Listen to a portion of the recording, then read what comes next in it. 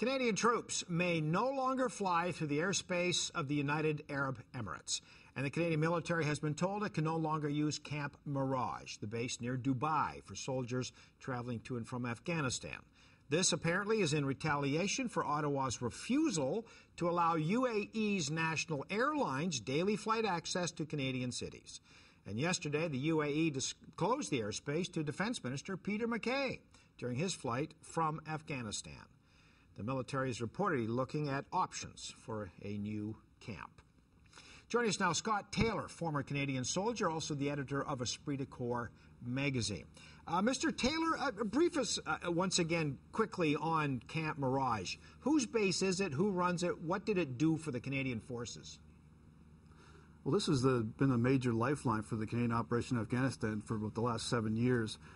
It's essentially a forward staging area for our aircraft to go in there and then fly the troops from there on the short shuttle into Kandahar. So, I mean, it's become, we were using the base at the leisure of the United Arab Emirates government. I'm not sure if there's a financial arrangement in there as well, but certainly over the course of that time, it's become a major part of our operation. I don't know how they're going to do it without it. I mean, in terms of logistics support in and out of Afghanistan. So it is where all the troops would get to before they go in and then replane and then fly in on Canadian aircraft, as well as all the supplies. So it's a major part of our operation.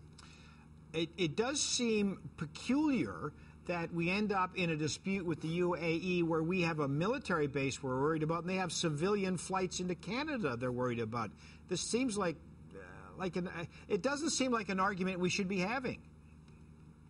Well, I mean, obviously, every nation is going to want something in exchange. I mean, you don't go into the Middle East and think you're going to get something for nothing. I mean, they're going to obviously, you know, if we would have thought we were better horse traders than the officials in the UAE. I mean, that's just naive and arrogant on the part of our Foreign Affairs Department. Everybody's known, it's been about the last 5 years, that the UAE wanted to increase the number of routes for their airline, their national airline, into Canada. It was a quid pro quo. They said, look, we're scratching your back, we're giving you this base. And don't forget, there was always this, I mean, unnamed location. You weren't allowed to use, you know, the UAE. You could say Camp Mirage somewhere in the Middle East, because just for regional sensibilities, they didn't want to be openly seen to be helping the Canadian operation or the NATO operation in Afghanistan, just for security reasons. So that was part of the agreement, but of course we became very dependent upon that for our operations. Now, without the negotiations going forward for the airlines, very key point in time. I mean, right now that we're not only putting troops in, we're also starting to pull troops out. And to have this hit the Canadian forces now with a 30-day notice, I mean, it's pretty severe. And I think it just shows a lack of understanding on the part of the foreign affairs officials who didn't quite grasp what they might do in this case. Are you suggesting that we should have coughed up these flight arrangements to the UAE? Well, if Foreign Affairs Minister Cannon couldn't have secured the agreements through the other airlines that they would increase the number of flights, he should have at least made the ambassador from UAE here in Ottawa his best friend, because obviously we really need, you know, their cooperation on this. And apparently that wasn't the case. That the comments that were made by the ambassador that you know, they weren't entering these talks in good faith.